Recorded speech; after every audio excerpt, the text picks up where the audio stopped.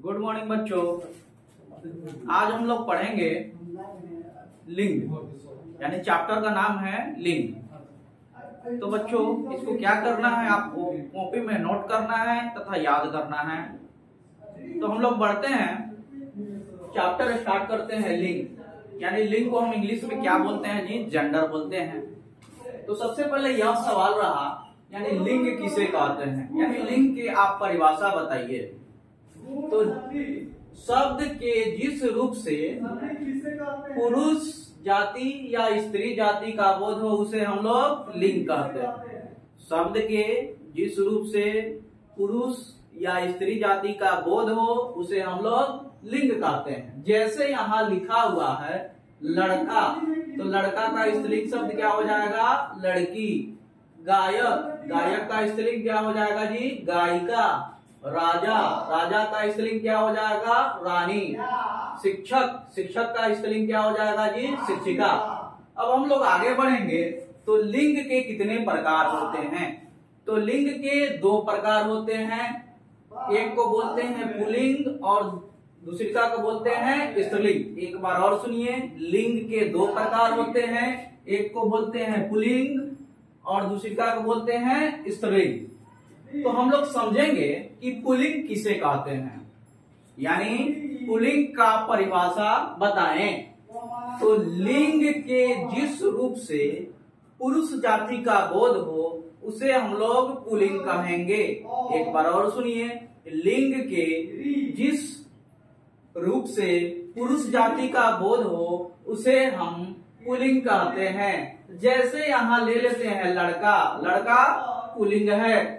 घोड़ा, बैल इत्यादि यह सब पुल्लिंग के अंतर्गत आते हैं। उसके बाद हम लोग आगे बढ़ेंगे तो स्त्रीलिंग किसे कहते हैं, यानी स्त्रीलिंग की परिभाषा लिखे। तो लिंग के जिस रूप से, लिंग के जिस रूप से स्त्री जाति का बोध हो उसे हम लोग स्त्रीलिंग कहते हैं। जैसे हम लोग ले लेते हैं लड़की, घोड़ी, गाय इत्यादि यह सब स्त्रीलिंग के अंतर्गत आते हैं। अब हम लोग आगे बढ़ेंगे तो पुल्लिंग से स्त्रीलिंग बनाने के नियम, यानी पुल्लिंग से स्त्रीलिंग कैसे बनता है इसके बारे में हम लोग समझेंगे। तो पुल्लिंग शब्दों के अंत में, यानी यहाँ पुल्लिंग से स्त्रीलिंग बनाने के नियम है। पुल्लिंग शब्दों के अंत में आ हो, आनी हो, आइन हो, इक्का हो, इन हो, इन्ही हो, या हो, ई हो, नी हो इत्यादि स्त्री प्रत्यय लगाने से पुल्लिंग से स्त्रीलिंग बन जाते हैं। यानी ये जो लिखा गया है आ, आनी, आइन, इक्का, इन, इन्नी, इया, ई, नी इत्यादि अगर शब्द हम लगाएंगे तो पुल्लिंग से स्त्रीलिंग बन जाएगा। तो आगे हम लोग समझते हैं कि कैसे पुल्लिंग से स्त्रीलिंग बनेगा। जैसे हम लोग एक में ले लेते हैं आकारांत पुल्लिंग शब्दों के अंत में आ स्त्री प्रत्यय लगाकर स्त्रीलिंग बनाते हैं। अब ये समझेंगे आकारांत शब्द किसे कहते हैं। तो जिस शब्द में आ लगा हो उसे हम लोग आकारांत शब्द कहेंगे। जैसे यहाँ ले लीजिए सूर्य, तो सूर्य को अगर ये पुल्लिंग लिखा हुआ है, अगर स्त्रीलिंग में अगर इसको चेंज करेंगे तो सूर्या हो जाएगा, यानी आ प्रत्यय यहाँ लग गया, यानी उसी को हम लोग आकारांत बोलेंगे। दूसरी का हम लोग आगे बढ़ते हैं सेकंड में। तो आकारांत पुल्लिंग शब्दों में, यानी जिसमें आ लगा हो उसे हम लोग बोलेंगे आकारांत पुल्लिंग शब्दों में इक्का स्त्री प्रत्यय जोड़कर स्त्रीलिंग बनाते हैं। एक बार और सुनिए, आकारांत पुल्लिंग शब्दों में इक्का, यानी इक्का लगाएंगे स्त्री प्रत्यय जोड़कर स्त्रीलिंग बनाते हैं। जैसे यहाँ गायक लिखा हुआ है तो गायक में अगर इक्का प्रत्यय जोड़ेंगे तो गायिका हो जाएगी। एक बार और समझिए, गायक में अगर इक्का प्रत्यय जोड़ेंगे तो गायिका बन जाएगा। आगे हम लोग बढ़ेंगे 3 में। तो पुल्लिंग शब्दों के अंत में नी, यानी नी, आनी स्त्री प्रत्यय जोड़कर पुल्लिंग से स्त्रीलिंग बनाते हैं। यानी पुल्लिंग शब्दों में नी, आनी जोड़कर स्त्री प्रत्यय से हम लोग पुल्लिंग से स्त्रीलिंग बनाते हैं। जैसे हम लोग लिखा हुआ है पति, पत्नी में अगर नी आनी लगा देंगे तो क्या हो जाएगा जी? पत्नी। एक बार और समझिए, पति में अगर नी आनी अगर प्रत्यय जोड़ेंगे तो क्या हो जाएगा जी? पत्नी। नी पत्नी, नी आनी लिख रहा है। आगे बढ़ेंगे तो 4 में आएंगे पुल्लिंग शब्दों के अंत में इन स्त्री।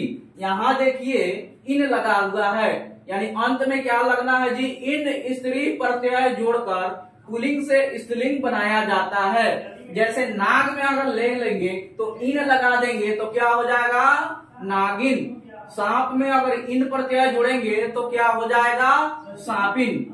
आगे बढ़ेंगे और 5 में लेंगे पुल्लिंग शब्दों के अंत में ई, यानी बड़ी ई। एक बार और देखिए, ई यहाँ बड़ी ई है, बड़ी ई स्त्री प्रत्यय जोड़कर पुल्लिंग से स्त्रीलिंग बनाते हैं। जैसे यहाँ एग्जाम्पल लिया गया है देव, और देव में बड़ी ई लगाएंगे तो क्या हो जाएगा जी? देवी बन जाएगा।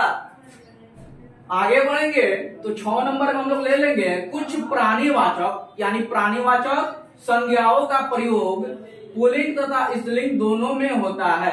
एक बार और समझिए, कुछ जो प्राणीवाचक संज्ञा प्राणीवाचक लिंग है, प्राणीवाचक संज्ञा का प्रयोग पुल्लिंग तथा स्त्रीलिंग दोनों में होते हैं, परंतु लिंग में नर और स्त्री में मादा शब्द लगाकर इसका प्रयोग करते हैं।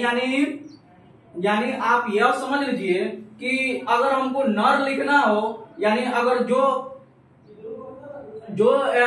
पुल्लिंग हो उसमें नर लगाएंगे और जो स्त्री हो उसमें मादा लगाएंगे। जैसे यहाँ लिखा हुआ है नर कौवा, तो क्या हो जाएगा उसका? स्त्रीलिंग मादा कौवा। यानी आपको पुल्लिंग में नर लगाएंगे और स्त्री में मादा लगाएंगे। आगे बढ़ेंगे तो 7 में लेते हैं कुछ पुल्लिंग शब्दों के स्त्रीलिंग बिना नियम के ही बन जाते हैं।